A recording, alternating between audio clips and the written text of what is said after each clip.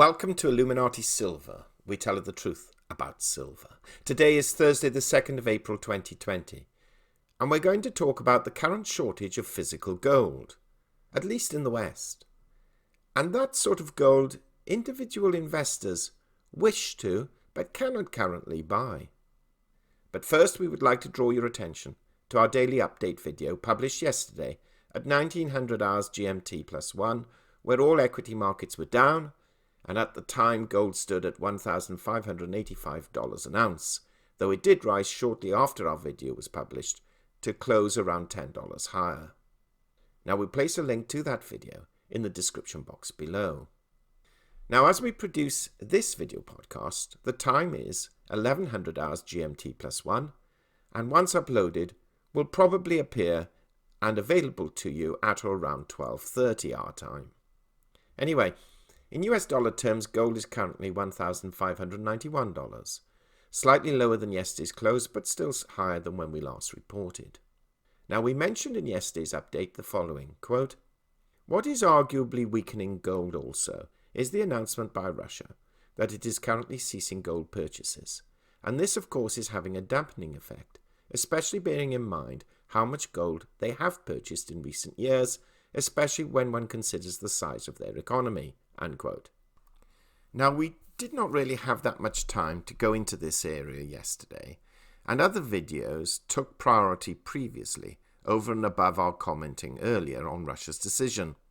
So as we have a little more time now, we thought we would look at a Bloomberg article announcing that decision. And this is what it says. Bloomberg article dated 30th of March. Russia, world's biggest buyer of gold, will stop purchases. Russia spent more than $40 billion building a war chest of bullion over the past 5 years. Now it's calling it quits. The central bank announced on Monday that it would stop buying gold starting April 1st, but didn't explain the move. Analysts say Russia already has a lot of gold stashed in reserves and likely doesn't need more.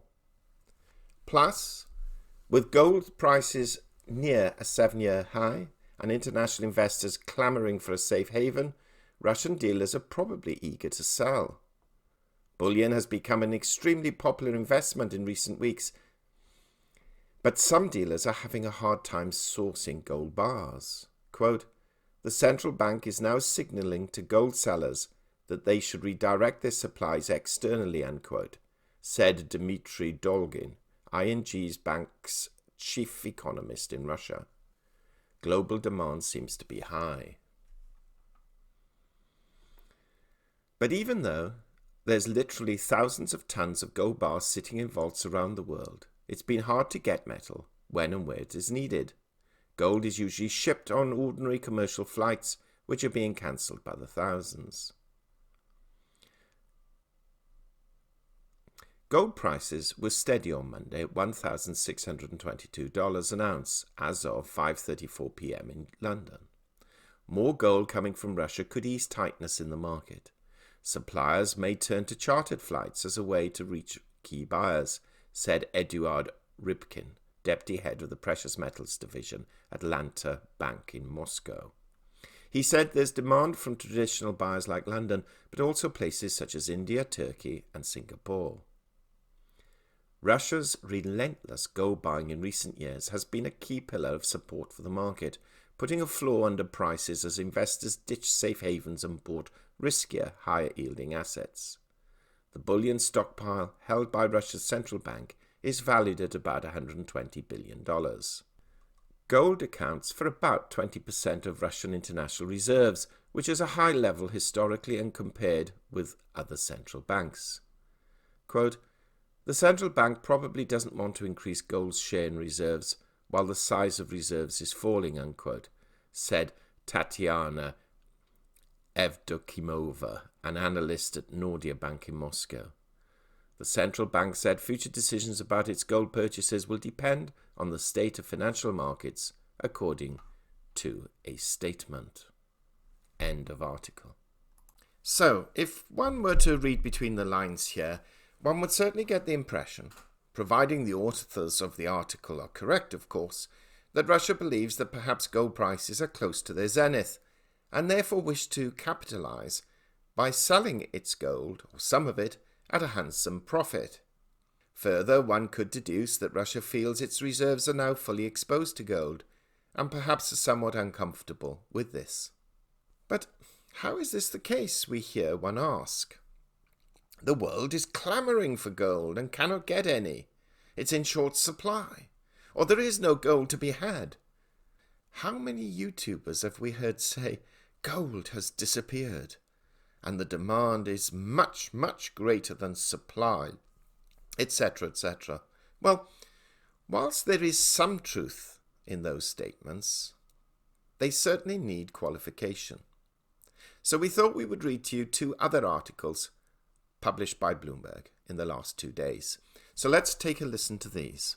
Bloomberg article dated April 1st, 2020. Headline: Gundlach sounds alarm on paper gold ETFs raking in billions.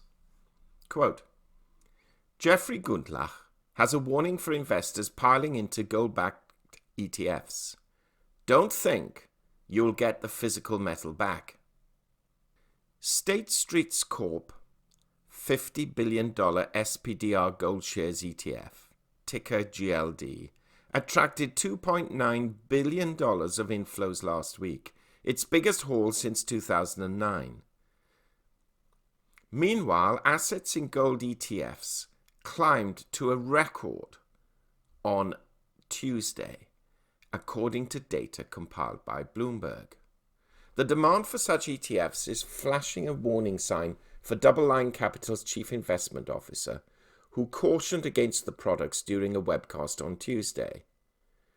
While ETFs such as GLD are backed by physical gold, the process for an individual investor to acquire the actual bullion isn't as simple as selling shares on the ETF.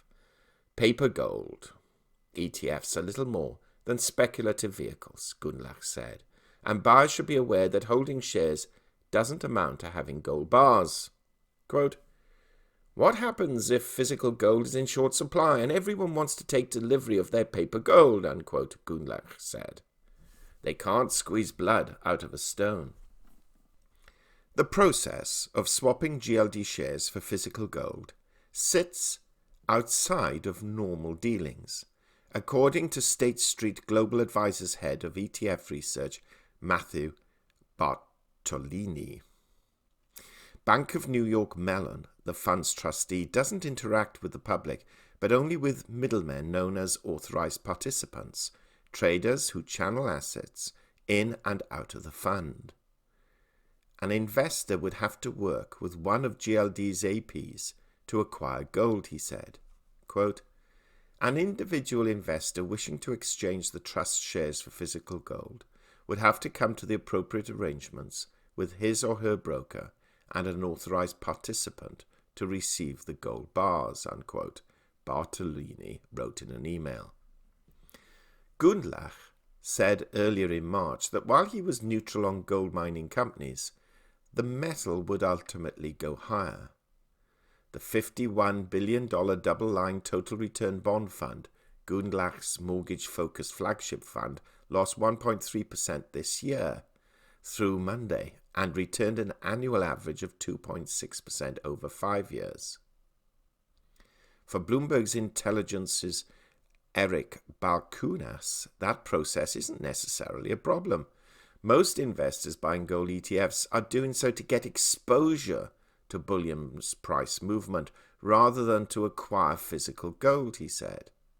Quote, the problem with getting physical gold is you've got to insure it or keep it in a safe spot, unquote, Balkunas said.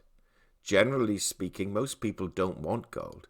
They want the return stream that gold gives. Unquote. End of article. Bloomberg article dated April the 2nd, 2020, 7:13 a.m. GMT+1. Headline: Gold dealers report big shortages of small bars and coins, by Eleanor Masneva. Quote, when people are worried about the future, they turn to gold to protect their savings. That's rarely been more true than today. surging demand and disruptions have created a shortage of the small gold bars most popular with consumers. Those who do manage to get their hands on metal have to pay up, well above the per ounce prices being quoted on financial markets in London and New York. Some dealers are desperately contacting clients to see if anyone is willing to sell their gold bars and coins and offering a rare premium over spot prices. Others have given up trying to trade altogether. Quote, "People want to buy, not to sell gold," unquote, said Mark O'Byrne, the founder of Goldcore, a dealer based in Dublin. Quote, "We have a buyer's waiting list, and we emailed our clients seeing who wished to sell their gold. At this time, there is roughly only 1 or 2 sellers for every 99 buyers," unquote. Size is a key reason for the crunch. While there's plenty of gold in a big trading hub like London, banks and other institutional investors there typically use large bars of 400 ounces. That's not practical for a regular person who may not want to cough up more than $600,000 for a single bar. Instead, retail investors prefer kilo bars, about 32 ounces, 1 ounce bars and coins, or something even smaller. Those smaller items are getting hard to find for several reasons. First, of course, demand has exploded. But there's also been pressure on supply as global travel shuts down, and some refineries and mints have stopped operating or capped production. Premiums in the retail market have exploded, said Markus Kroll, chief executive of German precious metal retailer Degussa. The average price of products in shops is somewhere between 10% and 15% over spot prices, which he's never seen before. Kroll said demand too is at the highest level he's experienced. Now, certain products also command more of a premium than others.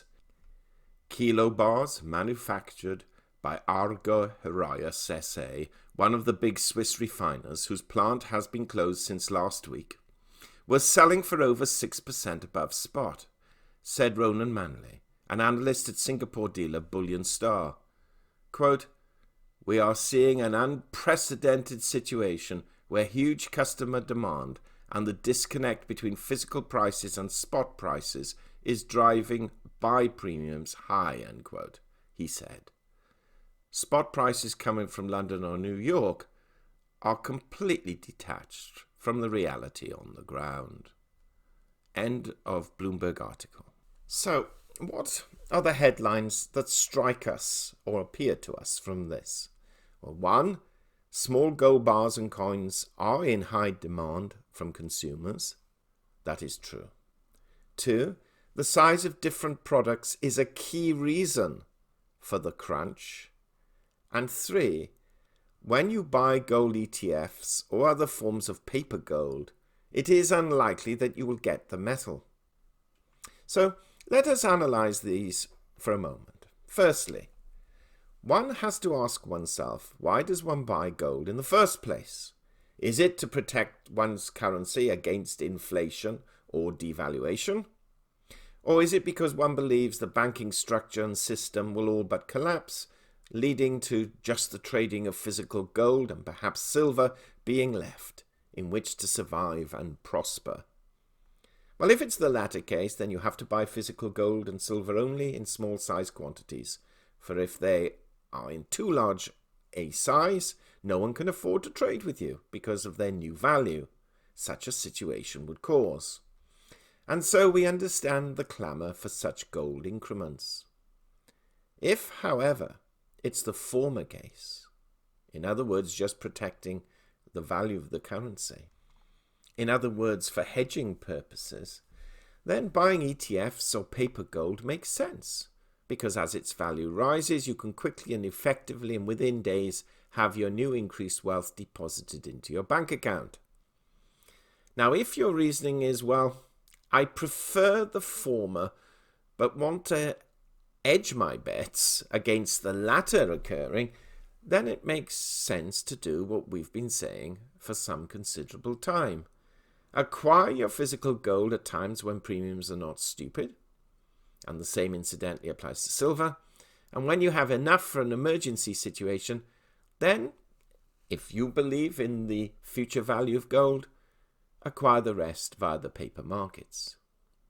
You see, what the pumpers tell you, and have been telling you for the best part of 20 to 30 years, and in fact even longer in reality, although there were fewer then, because I remember as a child being told that sterling was about to disappear as well as the dollar, which was why I made my first gold purchase at the age of 18.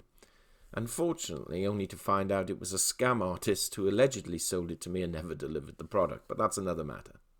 So, despite what you've been told, the likelihood of the financial system completely going into meltdown and all your bank deposits and physical currency disappearing overnight is extremely unlikely, especially if you live in the top 20 countries of the world, and especially more so if you live in one of the G7 countries.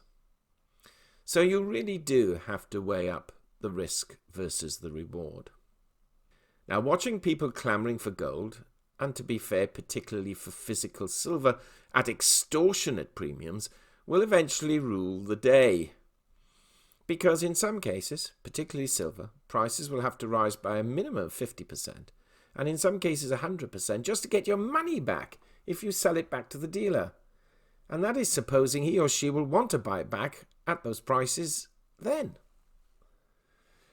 It's interesting in that yesterday it was reported that gold premiums in China have essentially evaporated as shopping malls have emptied. Quite a difference to what's happening more in the West. You see, jewellery sales, which make up a large share of gold buying, are virtually non-existent. Similarly in India, Europe and the United States. And it's quite telling, a statement made by Zhang Yongtao, Chief Executive Officer of the China Gold Association. We're quoting him now. Domestic demand for gold will recover very slowly. Even after processors resume production, one major issue is that there are no orders, unquote.